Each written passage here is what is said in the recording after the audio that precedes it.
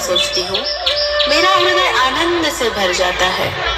आज भी मेरे मन में आपकी लीलाओं की कथा सुनने की इच्छा है। देवी, आप कई बार मेरी लीलाएं सुन चुकी है, फिर भी आपका हृदय उनकी मधुरता में आनंद खोज रहा है। प्रभु, आपकी लीलाएं सुनने में मुझे सदा सुख और शांति मिलती है। आपकी कथाएं मेरे हृदय को आनंद और श्रद्धा से भर देती है। कृपया मुझे अपनी लीलाएं सुनाइए। ठीक है देवी, मैंने अवतार लिया जिससे धर्म स्थिर हो और जीव मार्ग पर आए। अब मैं आपको मेरे 24 अवतारों में से मुख्य दशावतार की प्रथम कथा सुनाता हूँ, वैवस्वत मनु की कथा। उस समय सतयुग का अंत निकट था। पृथ्वी पर धर्म की स्थिति डगमगा रही थी। वैवस्वत मनु, जो धर्मप्रिय और सत्यनिष्ठ राजा थे, अपने राज्य में धर्म, ध्यान और पवित्रता का पालन कर रहे थे। वे मन ही मन ईश्वर की कृपा में विश्वास रखते थे और जीवन को सत्य, भक्ति और धर्म के मार्ग पर चलाते थे। परंतु जैसे जैसे अधर्म बढ़ा, महाप्रलय का समय निकट आया। चारों दिशाएं जलमग्न हो गई और समस्त जीवन संकट में पड़ गया। उसी समय मैंने मत्स्य अवतार धारण किया।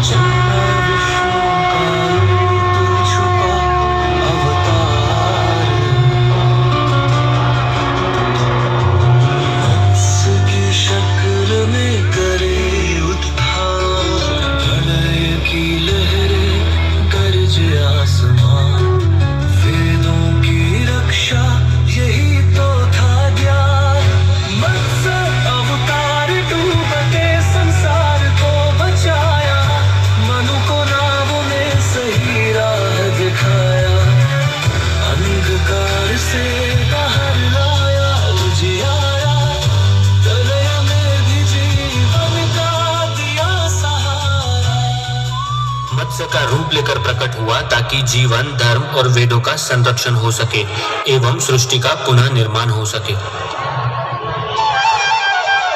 परंतु सृष्टि का पुनः निर्माण इतना सरल नहीं था। अमृतत्व और शक्ति की खोज में देव और दानव आमने सामने खड़े थे। समुद्र के गर्भ में छुपा था अमृत, जिसके बिना सृष्टि का संतुलन अधूरा था। देवताओं और असुरों को अमृत और दिव्य संपत्ति प्राप्त करने के लिए मिलकर मंथन करना था, लेकिन समुद्र का भारी वजन और अस्थिरता इसे कठिन बना रही थी। तभी मैंने कूर्म अवतार धारण किया।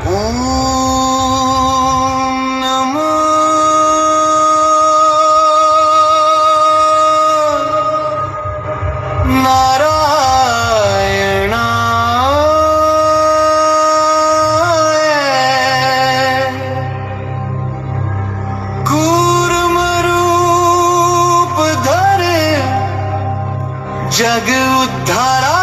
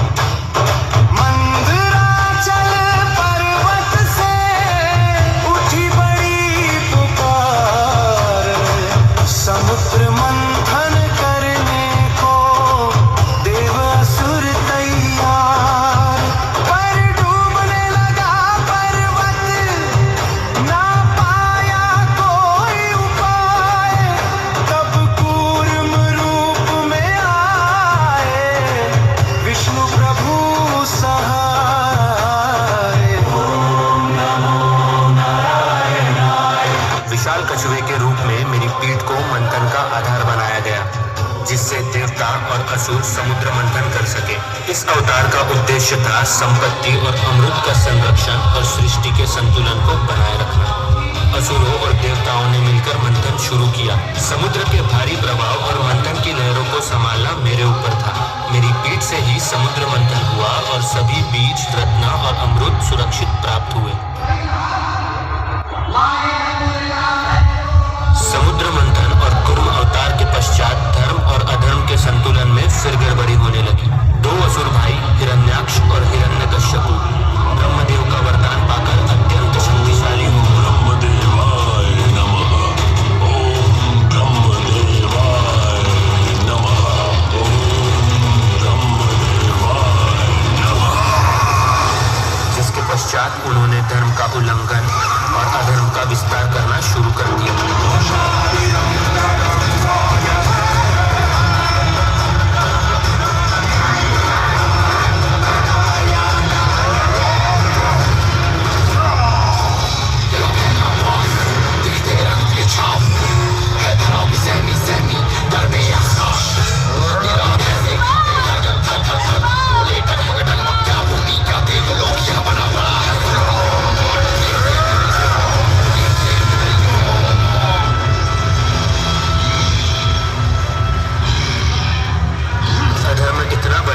कि पृथ्वी और देवताओं की सुरक्षा खतरे में आ गई। उन्होंने पृथ्वी को आकाशगंगा के गर्त में डुबा दिया, जिससे समस्त जीवन संकट में पड़ गया। तब मैंने पृथ्वी और देवताओं की रक्षा हेतु वराह अवतार धारण किया।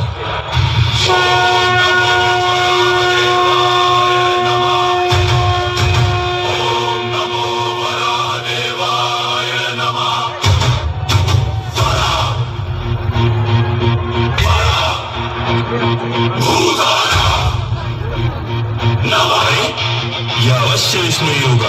देखता हूँ यह पृथ्वी को मेरे अधर्म से कैसे बचाता है। गर्जन गर्जन सागर फटे, धरती उठे, तन पे चढ़े, असुर गिरे, शोर मचे, वरा चले, रण सजे। ओम नमो वरादेवाय नमः। ओम नमो वरादेवाय नमः।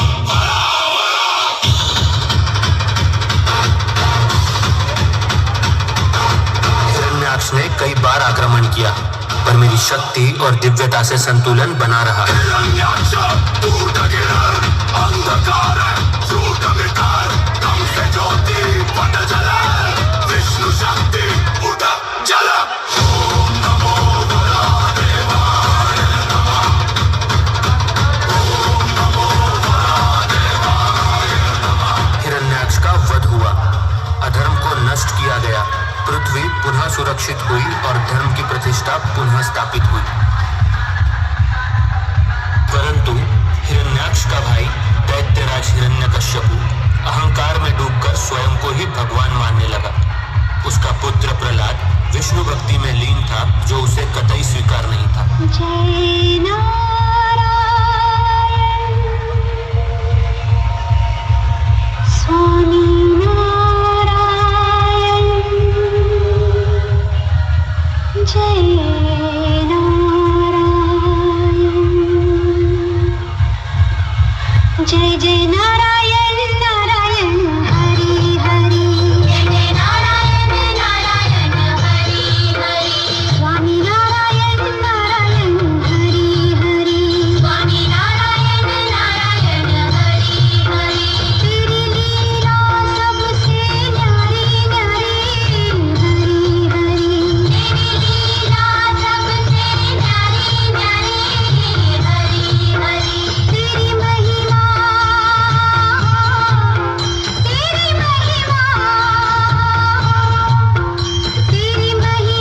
प्रभु है प्यारी प्यारी हरि हरि, जय नारायण नारायण हरि हरि, स्वामी नारायण नारायण हरि हरि, स्वामी नारायण नारायण।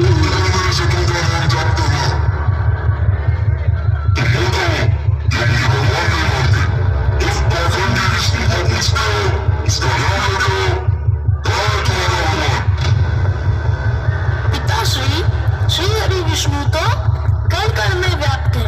आकाश में, धरती में, जल में, अग्नि में, पवन में, पर्वतों में, पृथ्वी के सूक्ष्म से सूक्ष्म और विशाल से विशाल रूप में, यहाँ तक कि आपके हृदय में भी श्री हरि विष्णु का वास है। चुप करो मूर्ख बालक, अपनी आत्मा को ध्यान दो। हमारा विष्णु इतना शक्तिशाली है जो हर कण में है, तो क्या वो इस स्तंभ में भी है? हाँ पिताश्री, इस स्तंभ में भी श्री हरि विष्णु का वास है। इस स्तंभ में भी है, इस स्तंभ में भी है।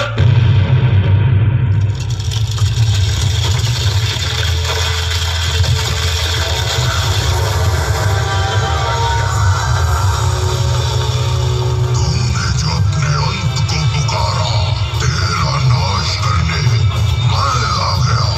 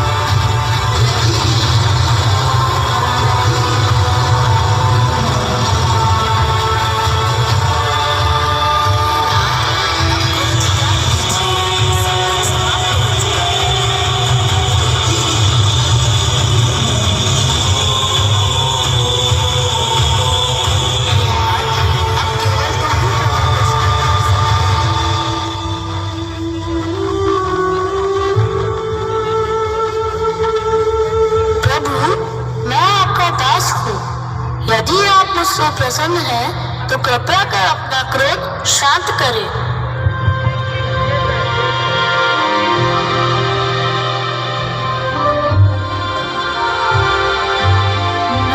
तुम्हारी भक्ति ने मुझे बांध लिया है। तुम्हारे जैसा भक्त पाकर मैं धन्य हूँ।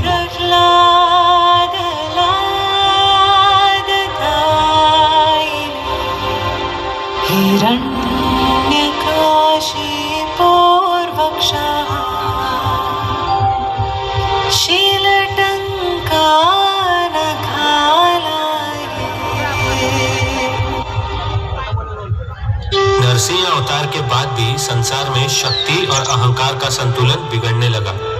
इस बार दैत्यराज बलि ने अपनी तपस्या और दान के बल पर तीनों लोकों पर अधिकार कर लिया। वह शक्तिशाली तो था, लेकिन उसके भीतर धीरे धीरे अहंकार जन्म लेने लगा। देवताओं ने मुझसे प्रार्थना की, तब मैंने एक छोटे ब्राह्मण बालक का रूप धारण किया, वामन अवतार। हरे ओम स्वस्ति न इंद्रो वृद्धश्रवाः स्वस्ति नः पूषा विश्ववेदाः स्वस्ति नस्तार्क्ष्यो। राजन, मुझे दान में 3 पग भूमि चाहिए। 3 पग में क्या होगा? जितना चाहे उतना मांग लो। मेरे लिए 3 पग पर्याप्त है राजन। उचित है, नाप लीजिए 3 पग। महाबली पाताल धकेल तो धर्म का पालन किया। तीनों लोक के क्रम को तूने उचित पूर्ण स्थापित किया। पहले पग में पृथ्वी, दूसरे पग में संपूर्ण ब्रह्मांड, अब तीसरा पग कहाँ रखूं राजन? प्रभु, तीसरा पग मेरे सिर पर रख दीजिए।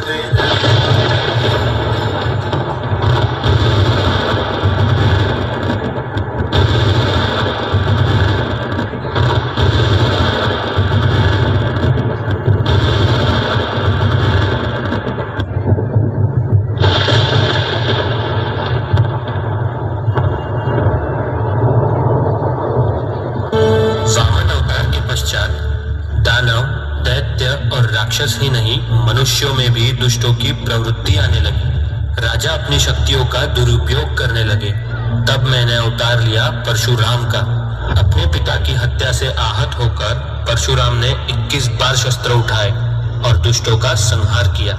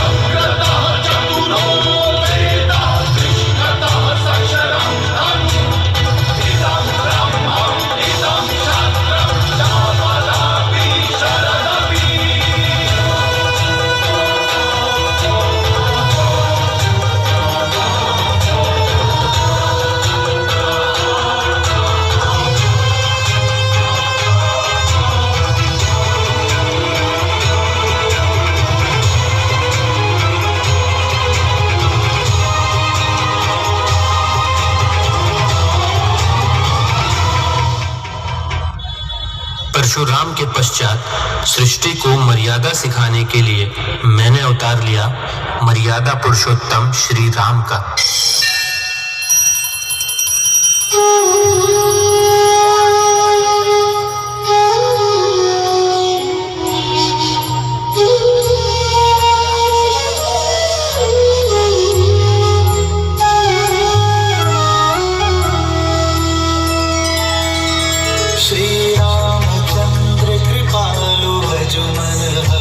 भव भय दारुणम नव कंज लोचन कंज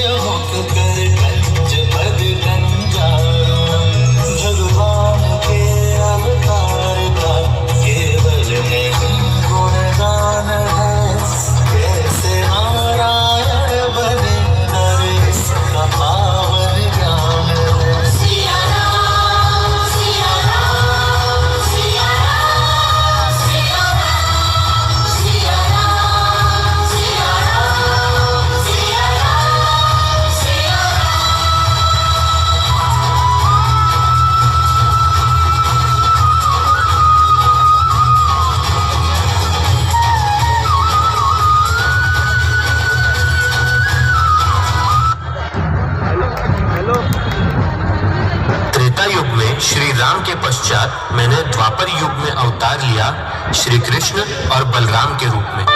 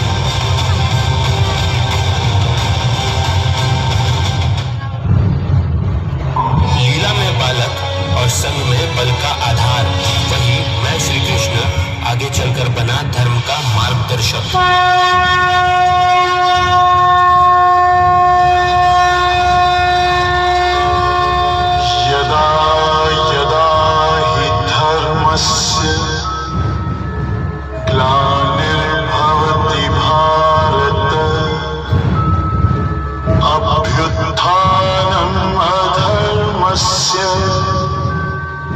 तदात्मानं सृजाम्यहम् परित्राणाय साधूनां विनाशाय च दुष्कृतां धर्म संस्थापनार्थाय संभवामि युगे युगे।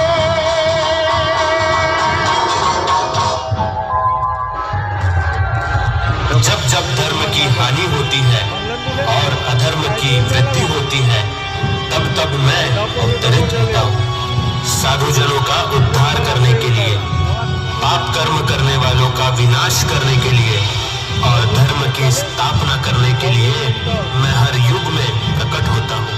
इसी प्रकार कलयुग के अंत में कल की अवतार में पृथ्वी पर अवतरित होकर मैं कलयुग का अंत करूंगा।